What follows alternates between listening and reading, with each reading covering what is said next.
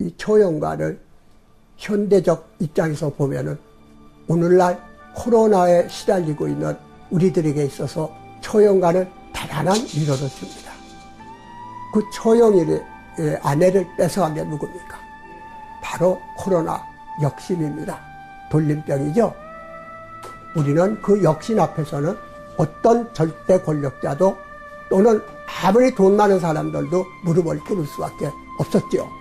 그런 역신이 신라 때도 코로나처럼 코로나 팬데믹처럼 돌고 있었던 거죠. 그 역신을 누가 물리쳤어요? 초영이의 덕으로, 라프라의 덕으로, 너그러움으로 자기의 아내를 범한 역신에게 칼로 폭력으로 대한 것이 아니라 춤과 아름다운 노래로서 감동을 시켜가지고 당신 나타나는 앞에서는 당신의 인격에 감동을 해가지고 다시는 나타나지 않겠습니다.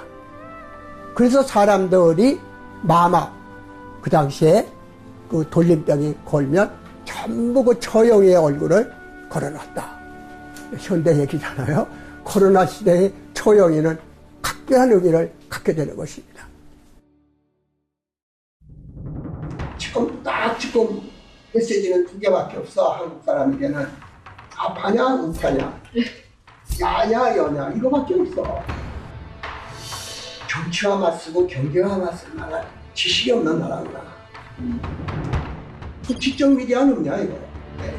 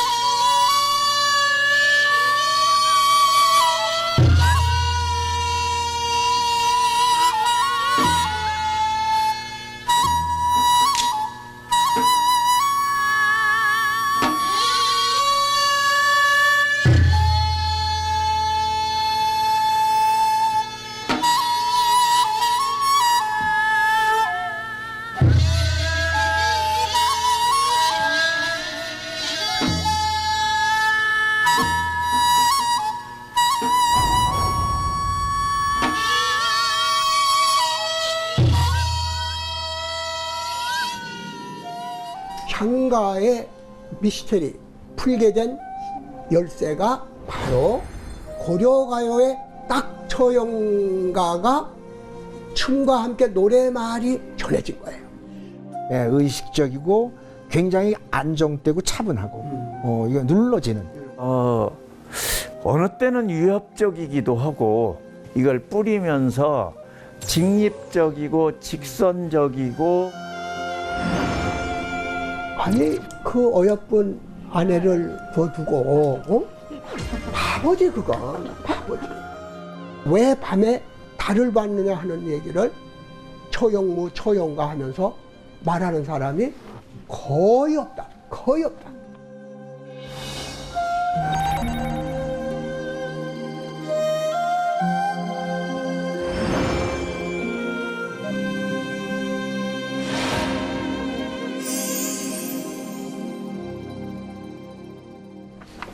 이거의 오늘은 중심 테마가 폭력에 대한 대응하는 방식이야. 폭력을 폭력으로 대응하죠. 영원히 이거는 전쟁밖에 없다.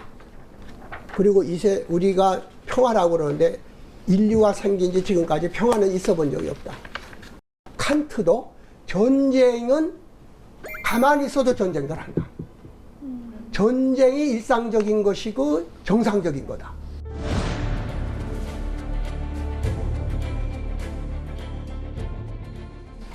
그러나 평화는 노력하고 우리들이 애쓰지 않으면 평화는 안 되는 거다. 가만히 있으면 전쟁이다. 말의 폭력, 또 주먹의 폭력, 돈의 폭력, 무수한 폭력을 받는데 우리는 이를 이빨로 다 뭐라 그래요? 두고 보자. 너 꼭 복수하겠다. 그러면 이 사람은 어느새 미운 사람 담는다고 돈 버는 과정에서 그 사람이 돼버린 거야. 자기가 미워하고 복수하려는 사람이 돼버린 거야. 그렇기 때문에 오늘 우리가 할 주제는, 큰 주제는 폭력에 대해서 어떻게 우리는 폭력을 끝낼 수 있고 평화롭게 해줄 수 있는 흔히 말하는 덕, 관용 이런 것들이 처용이라고 하는 이름부터 그 사람에 대한 여러 가지 행실을 통해서 처용형이라는 한 캐릭터. 처용이 누구냐? 지금까지는 뭐 상인이었느냐, 뭐 무역 상인이었느냐, 뭐 여러 가지 설들이 있는 거예요. 하지만 내가 지금 여기서 말하는 거는 누가 됐던 캐릭터하고 그 이름에 얽힌 것이 뭐냐. 탈로 나타나는 처형의 페르소나, 하나의 그 품격, 인격 이런 것들이 오늘의 현장에서 처형이는 어떤 처형이가 되는 의미를 갖게 되나. 이것을 한번 읽어보고 전체 이 소위 배경설화를 읽어보고 몇 가지 요걸 층으로 나눠보면은 서로 우리가 이야기를 나눌 수 있는, 분석할 수 있는 하나의 화소들이 나올 수가 있다는 거예요.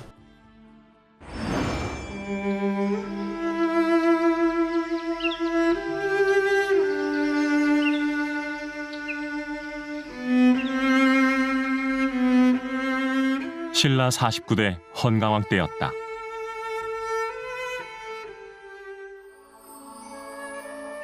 온 나라가 태평성대를 이루어 서라벌에서 동해까지 기와집이 총총히 들어섰고 길가에는 노랫소리가 끊이지 않았으며 날씨는 사철 순조로웠다.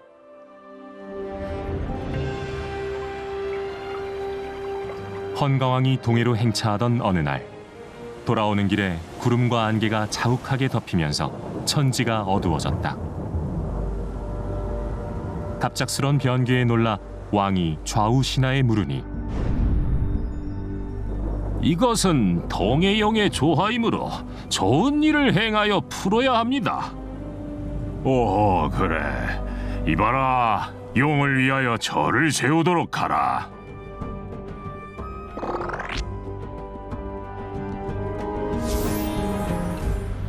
왕의 명령이 떨어지자 구름과 안개가 거쳤다 하여 이곳을 개운포라 부른다. 그리고 동해용이 기뻐하며 7 아들을 데리고 나와 왕의 덕을 찬양하며 춤을 추고 그중 한 아들이 왕을 따라 서울로 들어와 정사를 도우니 그가 바로 처용이었다.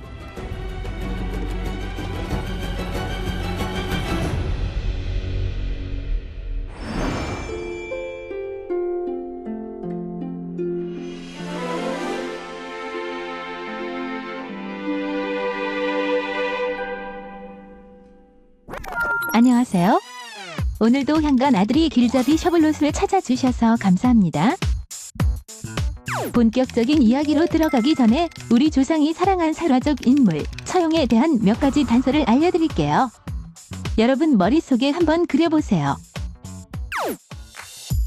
넓은 이마, 무성한 눈썹, 우그러진 귀, 붉은 얼굴 모양,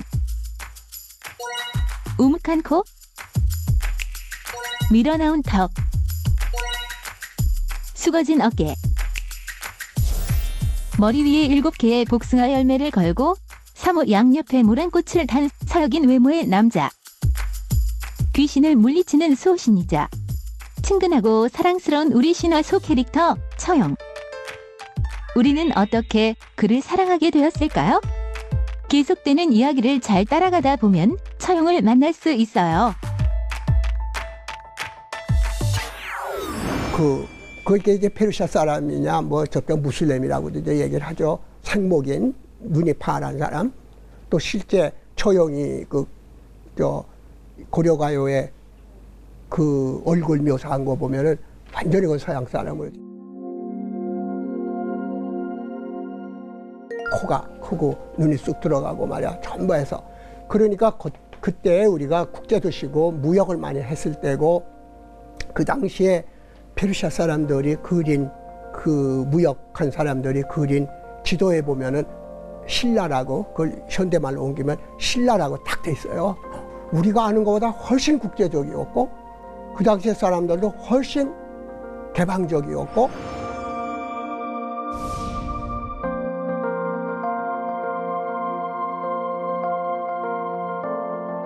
외국 사람들에게서도 자유로운 것이 고려가요에 이거 말고 우리 향가에는 없지만은 고려가요에 보면은 저기 회합이 내 손목을 지도이다. 우리하고 막 연애를 하고 그랬죠. 이 말이 남용 들면 이 말이 바깥으로 나면 내 말이라 하리라.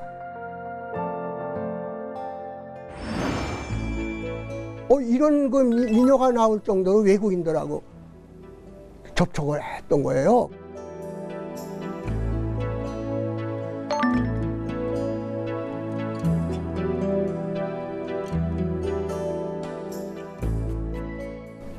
여기서 몇 가지 중요한 것을 언어학적인 걸로 몇 가지 중요한 것이 있다. 그걸 알아야지만 된다. 동경이라고 돼 있죠, 이게. 한문으로 동경이라고 돼 있어요. 요즘 애들이 이거 그냥 보면은 말이야, 1번 동경인 줄 알아. 그럼 도대체 1번 동경이라는 것이 지명이면서도 동쪽에 있는 서울 아니야. 뭘 중심으로 해가지고 오방에 있던 없던 우주를 축약시킨 것이 우리들이 사는 것이다 이렇게 본다면은 동경이 있으면 서경이 있어야 되고 북경이 있어야 되고 남경이 있어야 되는데 중국에 다 있잖아요. 동경만 없나? 중국에는.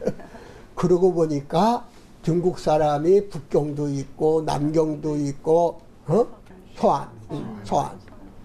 그 이 동쪽은 역시 동이족 이쪽 우리야. 그러면 이때에 동경이라고 한 것을 고려가요나 이런 거 양준홍 씨는 동경이라고 안 읽고 한자로 안 읽고 동자가 우리나라 말로 순수한 우리나라 말로 뭐라고? 동풍은 무슨 바람이라고 그래요? 새바람이라고 그러잖아요. 새바람. 이 바다 사람들은 이게 이 방향 모르면 안 되니까 순수 우리말을 한 거야. 바다 사람들이 무슨 한약했어요? 새바람에 말, 새바람. 그러면 서울 그게 동쪽이잖아. 동경. 그러니까 우리가 서라버리라고 하는 서자가 새롭다는 뜻도 되지만 동쪽이라는 뜻이 된다는 거야.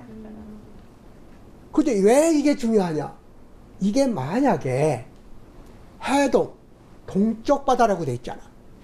이 개운포로 가가지고 동해의 해룡이 자식들을 데리고 왔다 이렇게 했으면은 이 사람들이 동쪽을 향해서 온 거잖아.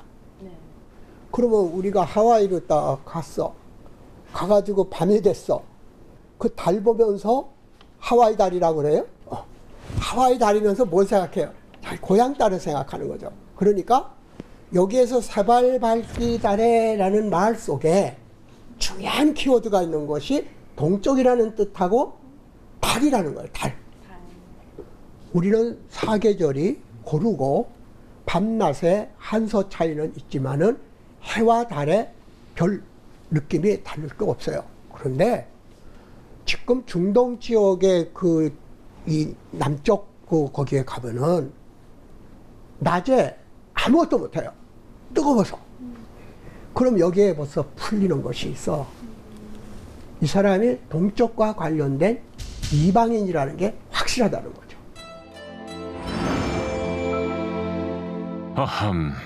아직도 내가 누군지 모르시겠는가? 그럼 내 노래 한 수 불러드릴 테니 잘 들어보시게. 서울 밝은 달밤에 밤새 놀고 지내다가 들어와 잠자리를 보니 다리가 넷이로구나. 둘은 내 것인데 둘은 누구의 것인고? 본디 내 것이다만 빼앗긴 것을 어찌하리요?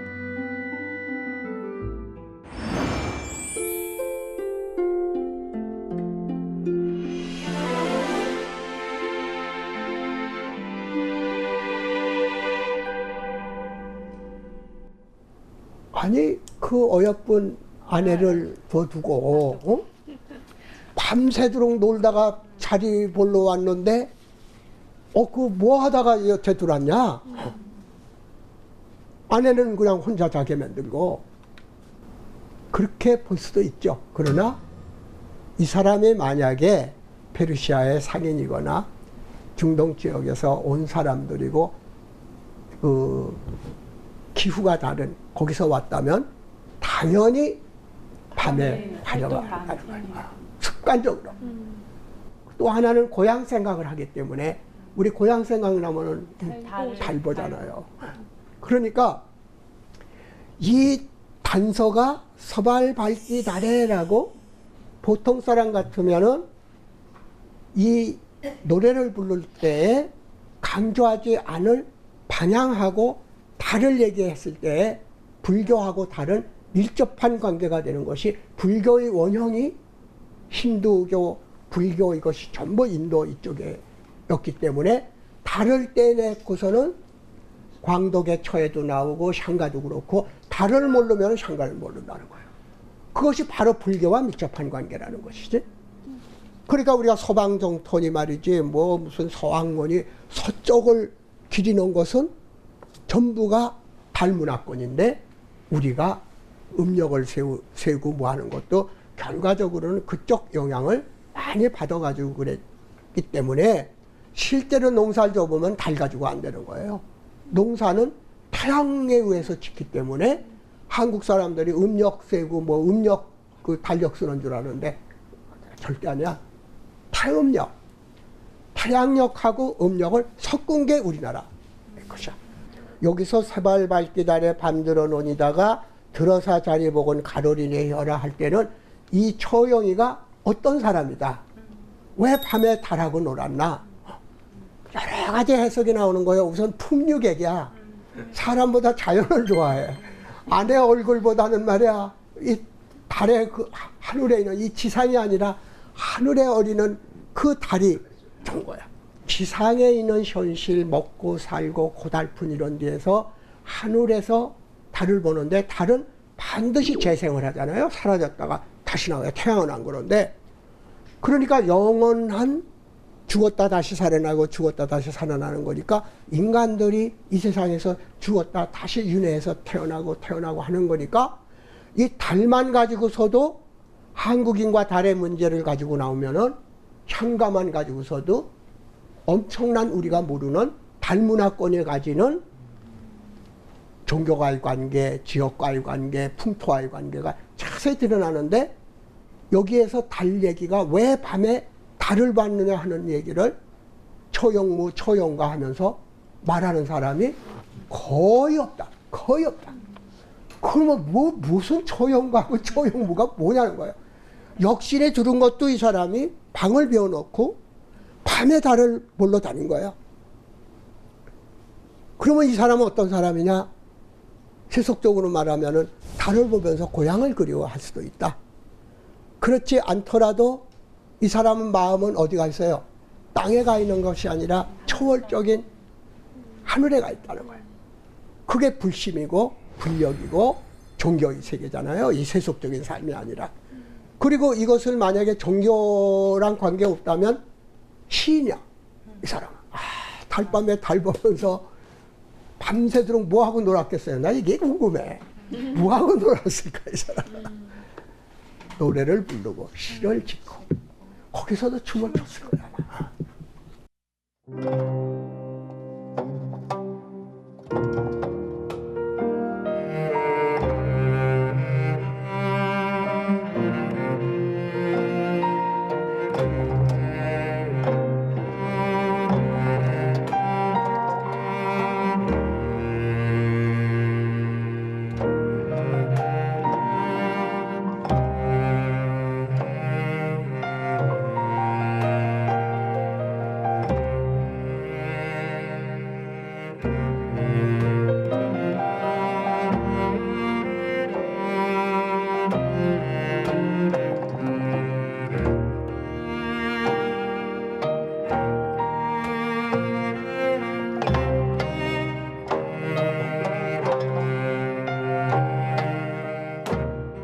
향가를 많은 학자들께서 연구를 하셨습니다.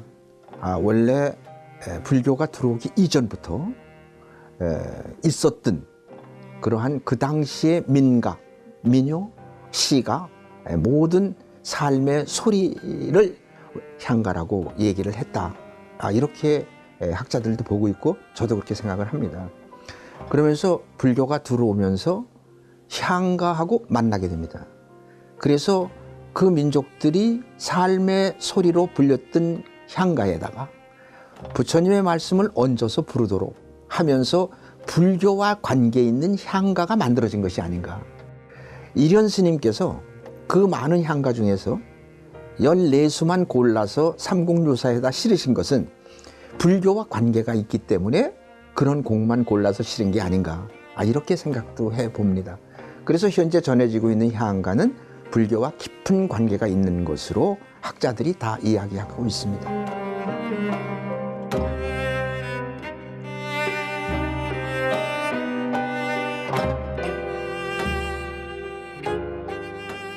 밤새껏 놀았다는 논다는 뜻이 뭐냐?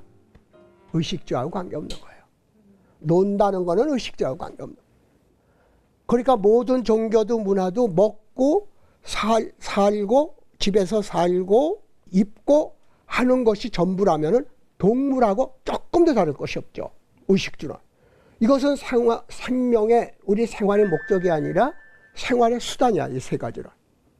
그러니까 우리가 지금 경제 얘기하고 전부 얘기하는 거 굉장히 중요하지만 사실은 이 의식주에 얽매이는 것은 사는 것이 아니라 사는 수단을 위해서 살고 있으니까 우리가 제일 많이 잃어버린 게 뭐예요? 삶 자체예요. 삶을 살지 못하고 삶을 살기 위한 수단을 살고 있는 거예요, 지금. 이렇게 간단하면서도 명명백백한 것이 철학이나 문학이나 모든 것이 기본이 돼야 되는데 여전히 먹고 사는 문제가 중요하기 때문에 경제 문제, 정치 문제, 이 지상의 문제 앞에서는 우리는 입 다물고 눈 가리고 그 얘기 나오면은 말 한마디 못하는 거예요. 그러니까 이 처용이도 현재 입장에서 보면 이렇게 못난 사람이 없는 거예요. 아내를 빼앗기고서도 춤춘다면 바보지, 그건 바보지.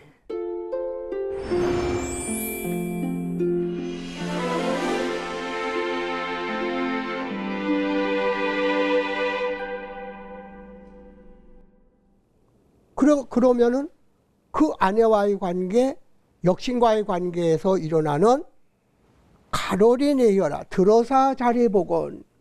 그 새벽녘쯤 들어온 거예요. 이게 들어와 자리복원. 근데 이두의 이 향가는 어느 때 쓰느냐 그러면 밤들이 니 논이다가 논이다 니다 들어사 자리복원 이렇게 그 토씨들 연결되는 그 음들만 아주 기축적으로 들어가는 말들이 있어요. 그것만 알면은 말을 이을 수가 있기 때문에 풀 수가 있다는 거죠. 근데 이게 외국 사람들이 이거 보면 말이에요. 굉장히 재밌게 막 웃지 않는 사람이 없는데 이 심각한 장소에서 가로리 내히어라. 이 경황이 없는데 말이야. 새우 앉아서 다리를 세운 거야. 그런데 머리를 세일 것이지. 어? 우리가 뭐 한 마리, 두 마리, 세 마리 뭐 인두세에서 사람은 이 저 귀도 두 개고 눈도 두 개고 머리는 하나니까 보통 머리를 가지고 쓰는 건데 이 가랭이를 쓰는 거야, 가랭이를. 이때 가랭이다 하는 것은 발을 뜻하는 거잖아요. 형이 하적인 거잖아요. 발이 가랑이가. 근데 이 가랑이가 너무 재미난 것이 가람, 갈래, 우리 말 중에 젓가락, 가락, 전부 이 가랑이야. 가랑이. 갈라지는 거야, 갈라지는 거야. 그러니까 본체에서 갈라진 거야. 본체에서 갈라진 거야. 그러니까 여기서도 가랭이를 세웠다는 거는 자기 아내나 잠자고 있는 사람의 본체를 센 게 아니야. 가랭이야, 이거. 밑에야, 밑에. 코 쉬어보니까 넷이야. 원래는 둘이야 되는데 넷이야. 그런데 뒤보셔. 가로리 내여라. 둘은 내연데, 둘은 저거 너 건데, 나머지 두 개는 누구 거냐? 저기 자리인데, 누구 거야, 저거? 근데 이것도 해석을 하면 너무 재미난 거예요. 이게 머리라고 해봅시다. 저거 두 머리인데 한 머리는 내 건데 다른 머리는 누구? 이렇게 되면은 얘가 좀 달라져. 절대 관대해 줄 수가 없어. 관대해 줄 수가 없어. 가량이다 할 때는, 자기 가량이다 할 때는 육신의 세계, 육체의 세계, 죽음의 세계, 영적인 세계가 아닌, 이 머리가 아닌, 가슴이 아닌 가장 물질적인 색상의 세계예요. 에로티즘의 세계인 거예요. 자기와 관계 없는 세계라는 거지. 엄격하게 말하면. 이 여자를 사랑했다면, 아내를 사랑했다면 가랭이를 사랑한 것이 아니라 그의 마음이나 머리를 사랑했을 것이지. 이 사람의 경우에. 그러니까 관대해지는 거지. 그러니까 관대해지는 거지. 이게 종교적인 싸움이라든지 무슨 뭐 정신의 영혼의 문제라든지 간단치 않는 문제지 여기서. 그러니까 여기에서 가랭이가 내 해자, 둘은 내인데 둘은 누구 해냐? 본시 내 거지만은 본디 내 해다마는 아사날 어찌하리고 뺏어간 걸 어찌하리고 뺏긴 걸 내가 어떡하겠냐? 굉장히 중요한 거죠. 두 건 내 거라고 그랬죠? 소유하는 거잖아. 소유. 뺏긴 건 뭘 뺏긴 거예요? 소유를 뺏긴 거잖아. 그 소유의 세계가 하찮고 더덥고 별거 아니라면은 그걸 위해서 죽자 사자 하는 사람들, 그걸 위해서 몰래 숨어두는 사람들, 그걸 위해서 남편 몰래 다른 사람을 내두는 사람의 높은 정신을 가진 사람은 뭐가 떠오를까요? 분노? 분노? 분노는 같았을 때 떠오르는 거야. 연민의 정이라는 거 있죠. 아이고, 별것도 아닌 걸 가지고 너희들이 목숨 걸고 말이야. 크게 그냥 좋은 건 줄 알고 말이야. 크게 목숨 걸고 하는구나. 이런 세속적 삶에 대한 일종의 높은 두상삼척 얘기도 했지만 높은 종교적인 의미에서 이걸 내려다 봤을 때는 연민과 불쌍한 생각이 드는 것이고, 관용 이전에 뭐가 들어와요? 딱 한 거야. 자비심이 든다는 거예요. 자비심이. 그렇기 때문에 화나서 멱살 잡는 거는 동등한 것이고, 멱살 잡으면서 아이고 이 불쌍한 놈들아 하고 해주는 사람의 정신력은 엄청 높은 데가 있는 거지. 이렇게 따지고 보면은 이 시가 단순히 부정한 아내 또 부정한 남편에서 서양 사람들이 절대로 못 참는 거는 명예야. 명예. 자기 아내를 지키지 못했고 아내가 자기 몰래 이렇게 다른 남자를 했을 때는 남자로서 이건 결격 상황이니까 뭐가 나와요? 그때부터 결투를 하는 거야. 이걸 안 하는 사람은 가장 못난 사람이고, 이 사람은 그 인간 사회에서 사교계에서 완전히 매장당하는 거야.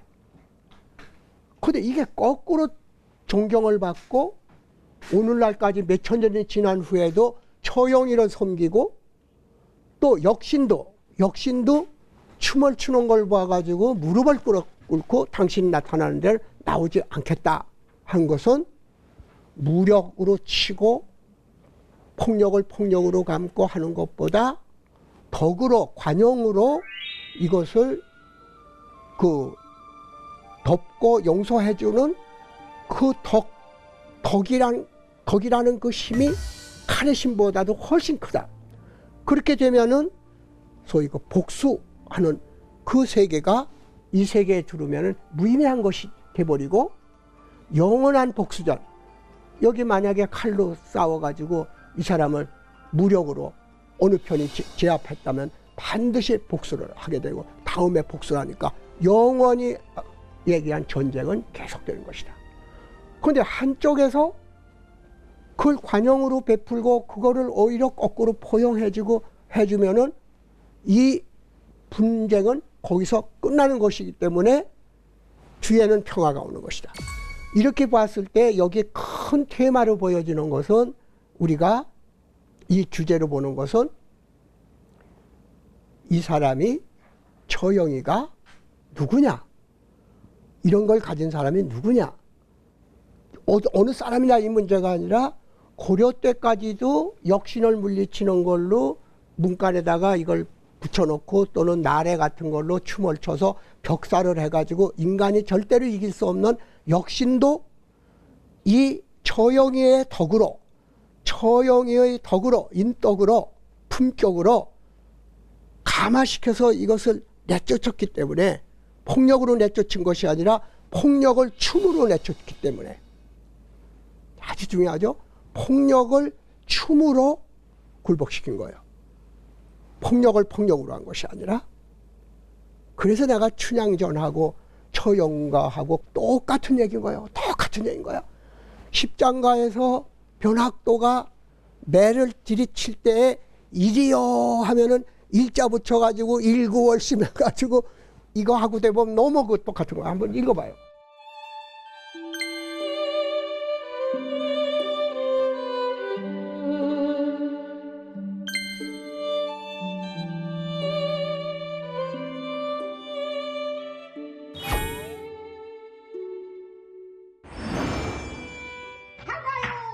일행 왜 저러니 하리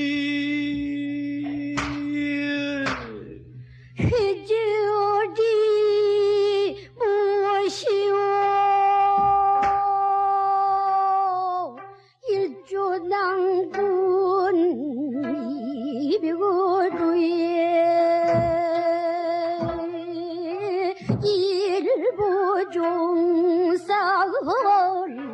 일보종사을라른디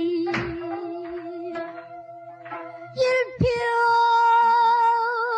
단심 마음 일세세각을 매우 잘하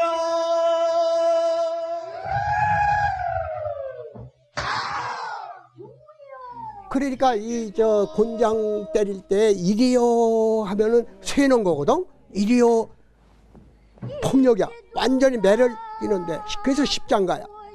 그거를 폭력과 폭력으로 싸우는 것이 아니라 그걸 운으로 담아가지고 일자를 가지고 일구월심 일레mon에 하나의 문화적인 걸로 대항하잖아. 여기에서도 그 역신이 침입해오고 자기 빼앗았는데 춤으로, 분노로 주먹질을 하고 칼춤을 춰야 되고 서로 멱살을 잡는 것을 우아한 춤으로 그걸 보여주잖아요. 그러니까 한쪽은 춘향이는 매를 노래로 대항을 했고, 처형이는 침입자의 일종의 그 자기 아내를 뺏어가는 폭력이지. 거기에 대해서 춤으로 대항한 것이라는 거예요. 그렇기 때문에 이런 문제를 우리나라에서는 뭐라 그러죠? 말하자면 폭력이나 상대방이 나를 공격해 왔을 때 그걸 무력화시킬 수 있는 인격을 뭐가 많다고 그래요? 덕 있는 사람이다. 덕 있는 사람이다. 영어로 번역 안 돼. 덕 있는 사람이다. 근데 덕 있는 사람이라고 그러면 우리가 놀릴 때는 어떤 사람들일까? 바보지 좀, 조금 좀, 아이고 저 사람이 말이야 덕 있는 사람이다 하는 거는 대개 보면은 참 물러 터지고 뭐도 못하고 하는 게, 덕 있다는 말이 좋은 뜻이지만은 나쁜 뜻이 되면 바보란 뜻이에요. 이것을 와이스풀이라고 그러는데 이게 중요한 거예요. 고려가요 때 보면 처형의 인격을 뭐냐면 타평소인데 라후덕이라고 해요. 라후덕. 덕자가 붙어서 라후덕. 근데 이거야말로 이두야. 라후라라고 하는 이 범어의 라후라라고, 이게 사람 이름이야. 이 라후덕이라는 게 라후라를 한자로 음을 따서 한 거예요. 향가가 바로 그런 거잖아요. 라후덕. 그러면 라후덕이 라후라인데 덕 있는 사람이니까 의역을 해가지고 라후까지는 하고 라후라는 덕으로 딱 해서 라후덕 그랬으니까 여기에 많은 또 지금도 서로들 해석이 많지만은 라후덕이 누구냐 이걸 찾아보면은 기가 막힌 거예요. 이 라후덕은 이 16제자 중에서 제일 인행 인정하고 숨어서 돌아다니는 자기 몸을 감추고 하는 그러한 사람으로는 제1인자라는 거예요. 그 인욕, 어려운 걸 참고 견디고 자기를 안 나타내서 안으로는 내밀한 거, 안으로는 죄롭고 겉으로는 어수룩해 보이는 것이라. 이게 소위 인욕을 참고 남들이 보면 바보라고 그러는데 정말 슬기로운 사람이다.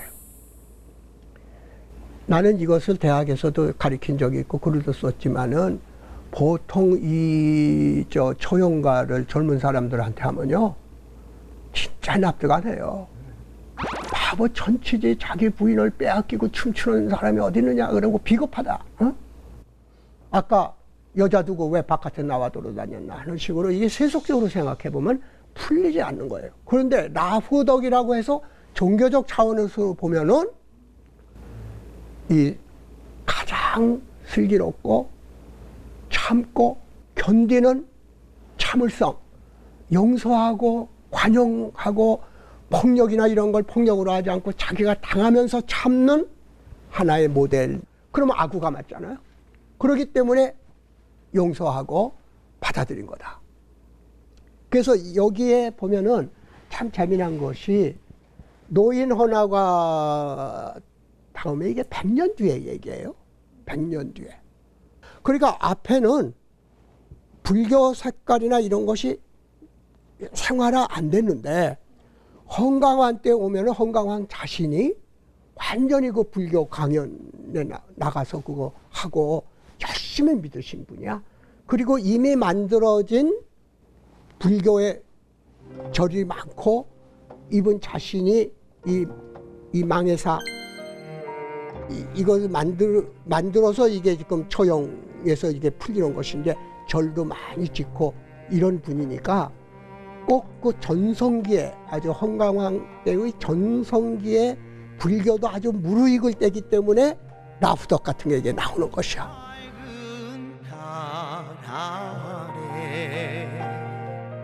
밤새며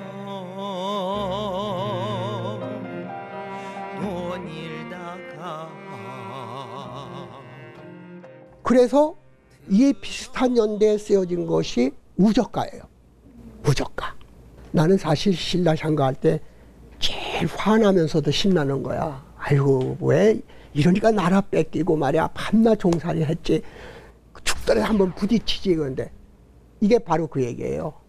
우저가가 뭐냐 그러면은 승영제가 우리 보면은 대단히 깨달은 분인데 아직도 부족한 거야. 깨달음이 없는 거야. 그래서 정말 깨달음을 위해서 숲을 찾아가는 것이야.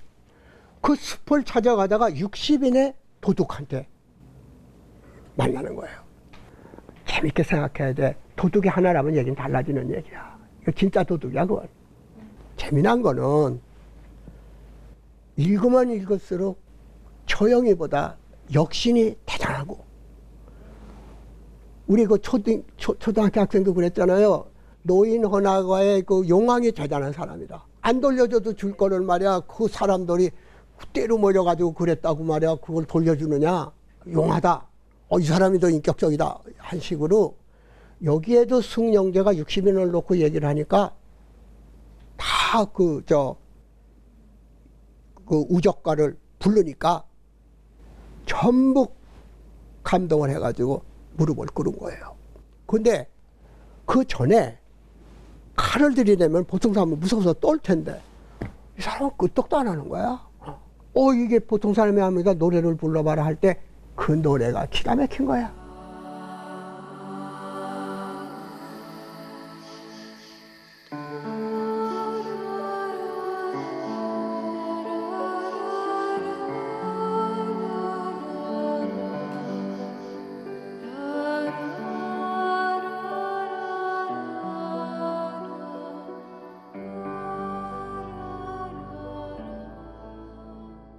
우리는 평생 살아도 내 마음의 모습을 볼 수가 없다는 거야.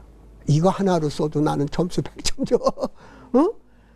평생 살아서 내가 수행을 해도 내 마음의 모습을 볼 수가 없다. 내 마음의 얼굴을 볼 수가 없다는 거야. 기가 막히잖아. 근데 해는 멀고 해는 저. 지금 깨달아야 되는데 나는 지금 내 마음, 다른 건 그만두고 내 마음조차도 모르는데 해는 지고 있어. 이런 그 경지를 지금 노래 부르는 거예요. 그러면서 너희들이 나를 잘라서 내가 죽으면 너희들을 위해서 죽어주니까 선업을 하지만 그까지 선업으로 내가 되겠느냐 말이야. 그 정도의 선업으로 되겠느냐. 그러니까 너희들이 나를 찌르면 오히려 나는 선업을 하는 거니까 좋은데 그 정도로 가지고 선업이 되겠느냐 하는 거야. 더 큰 선업을 해야 되는 거야. 죽음 같은 건 아무것도 아니야. 아까 가로리 내이허라. 가로리 2개 없어지는 거, 그 뺏기는 거, 그게 뺏긴 거냐? 뺏긴 거냐? 그냥 줘도 괜찮아. 슬퍼. 나도 마찬가지야. 나도 가랭이는 내 거야. 근데 우리가 슬퍼. 그 세계에서만 사는 게 슬퍼. 네가 그걸 가져가기 위해서 그 막 변신해가지고 들어온 거 불쌍해. 자비가 생기는 거예요. 굉장한 정신력이지. 자비가 미움이 아니라 불쌍해 보이는 거예요. 이걸 알아듣고 무릎을 꿇은 거예요. 여기에 무릎 꿇고 당신이 제자 되겠다고 훔친 비단 다 주고 그리고 이 도적대가 완전히 승영제 팬클럽이 된 거야. 지금으로 말하자면 영사모가 된 거야. 그래가지고 뒤를 쭉 쫓아가는 거예요. 이 광경을 도둑이 나타나는 데니까 사람이 껐어요? 이렇게 늙은 스님이 우리가 보기로는 도사고 참 훌륭한 스님인데도 아직도 깨닫지 못했다고 어느 숲을 향해서 더 깊은 곳을 향해서 가고 있는 한 폭 그림을 이해하면은 이 춤을 이해할 수가 있다. 어떤 춤을 췄을 건지 이해가 간다. 가장 반대 춤이 뭐였을까? 굉장히 빠르고 펜싱 하는 것 같고 칼 치고 그런 게 아니고 참 유연한 그 파도도 그냥 파도가 아니고 그 쓰나미 같은 파도 있잖아요. 확 몰려오는 거 말이야. 거의 움직임이 없는 것 같아. 그래서 무라고 하는 것은 발 어긋날 무자예요. 발이 어긋나면은 빨리 움직여져요? 안 움직여지는 거야. 용은 뛰는 거야. 무용은 뛰는 거야. 수직으로. 무는 이렇게 스텝인데 얽힌 거야. 그게 잘 빨리 못 움직여. 발 어긋날 무자야 이게. 이거는 천상 우리 국소 선생한테 물어볼 수밖에 없고 그때 노래를 부른 것이 지금도 전해 내려오니까 많이 변경이 된 거야. 정말 오리지널의 처영이 같은 그러한 승영제 같이 폭력을 폭력이 아니라 더 큰 덕으로 물리칠 수 있는 춤과 노래라면 어떤 것이었을까? 안녕하세요. 안녕하세요. 그러면 이거 말이야, 박보문 선생이 말이야 작곡한다면 말이지, 이 미의 텍스트에 해당할 수 있는 걸 소리로 들을 수 없을까? 춤으로 볼 수 없을까? 또 실제로 그런 게 불교에 있을까?